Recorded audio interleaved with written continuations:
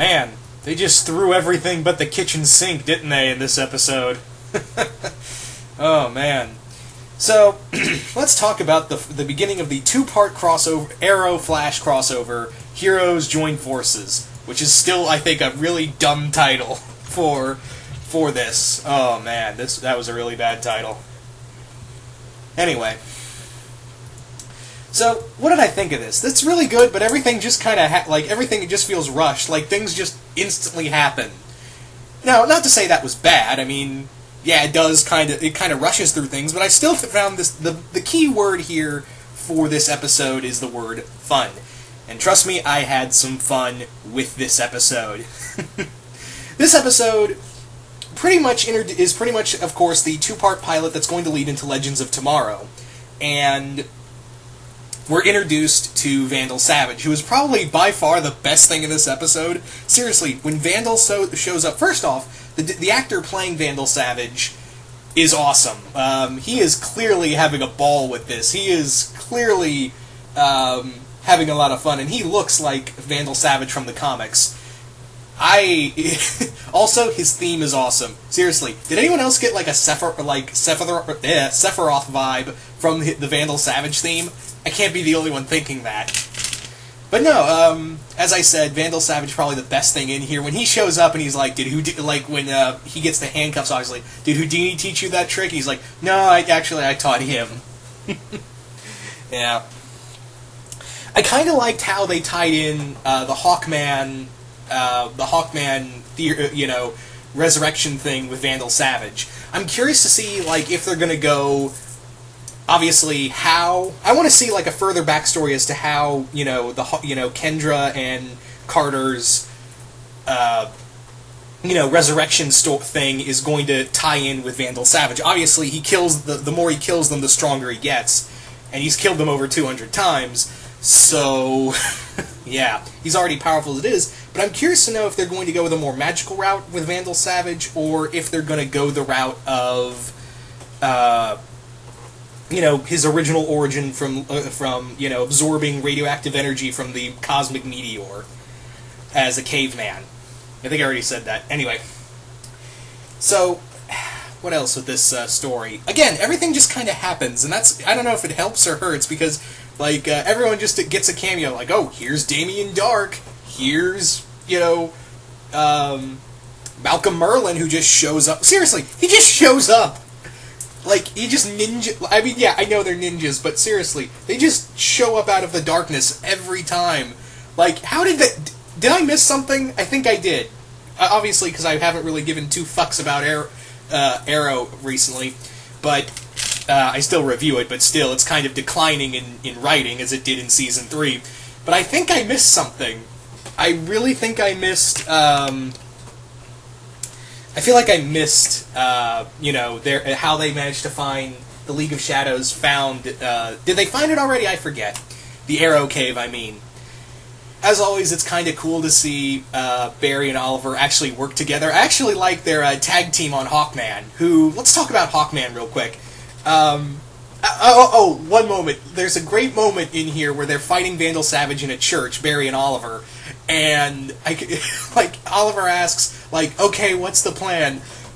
Flash asks Green Arrow, what's the plan? And I couldn't help but think, I have a plan, and then it would go back to, I swear to God, if you say, hit him really hard, I will kick you in the dick.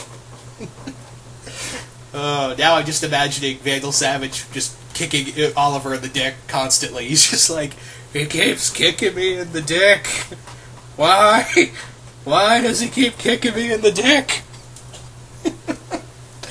Oh, man. I can't get that image. You can't get that image out of your head either. Oh, Team 4-Star, how you have ruined me. But yeah.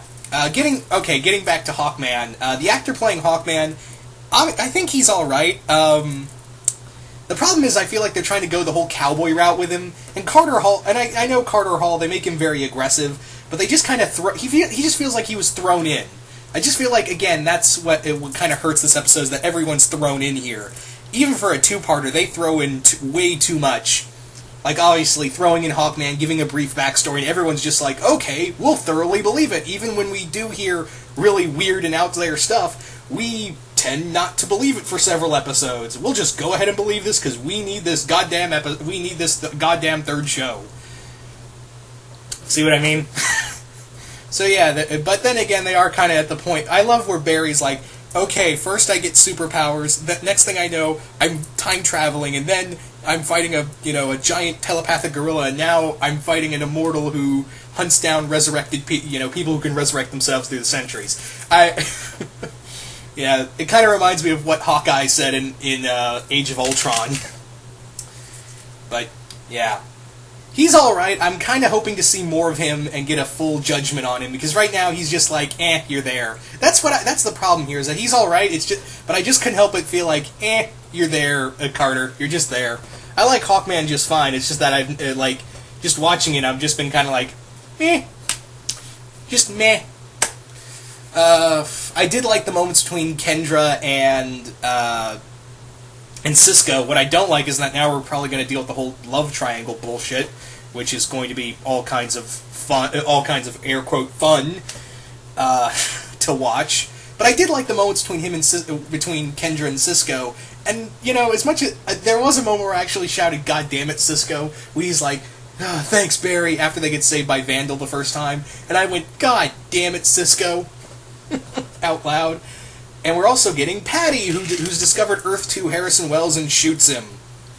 Wonderful. Now I can't wait for Barry to, reveal his identity to even more people. How wonderful. There's also another great moment in here where Felicity and Barry are talking about what Earth 2 Oliver is like, and they're like, maybe he's fat, maybe he's got a pot belly, and I said, no, he's dead. Yeah, as you guys recall, Robert Queen was the Green Arrow while Oliver died on the island. So, yeah, I couldn't help but think, like, oh, maybe he's bald, got a pot belly, and dead. Don't forget dead. Yeah.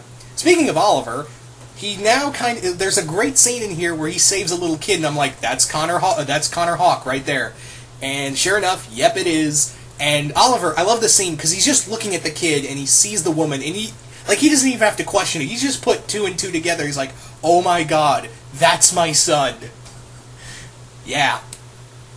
So, yeah, I can't wait for him to, Felicity to find out and completely have a shit fit about it.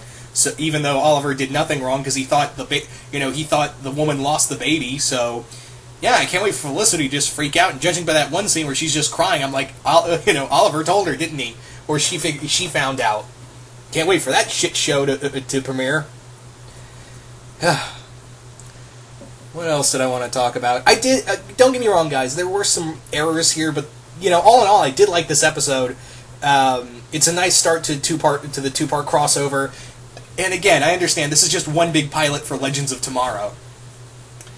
And, yeah, I actually, like, the best part is, Vandal Savage with the, just going ham on everybody. And the Hawkman, the handicap match between Hawkman and against Flash and Green Arrow was pretty fun as well. The character chemistry is always fun. I always like that. And, yeah, looks like it's going to be very interesting next episode. So, anyway. So you guys tell me, what did you all think of the beginning of this two-part crossover in Arrow? Did you guys like it? Did you guys hate it? Oh, forgot to talk about the whole Harrison Wells thing. Making that speed drug, which is really cool. I like that concept of the speed drug thing, and Jade basically telling Harrison, "Hey, look, the Speed Force. You can't just replicate it. It is something alive. It is a gift. What you tried to do." And then when he takes the drug, nothing happens. I just thought about that. Like, when he takes the drug, you'd think, like, something wild goes out of control and something bad happens. Nope, he just pulls the bullet out of Harrison after phasing his hand through it, and then it just burns out of his system. How wonderful. Well, we do see, there is some of the elixir left, so maybe we may see the full effect of what it might happen if it's given to Barry. But anyway... So once again, hope y'all enjoyed this review. You guys tell me, what did you all think of this episode? Did you guys like it? Did you guys hate it? Really curious to know what you guys thought of it. Again, I thought it was pretty neat. I'm wondering to see how this is all going to go down. Going to finish and really officially tie into Legends of Tomorrow with the second part of this episode. But anyway, once again, hope you all enjoyed this review, and I'm out.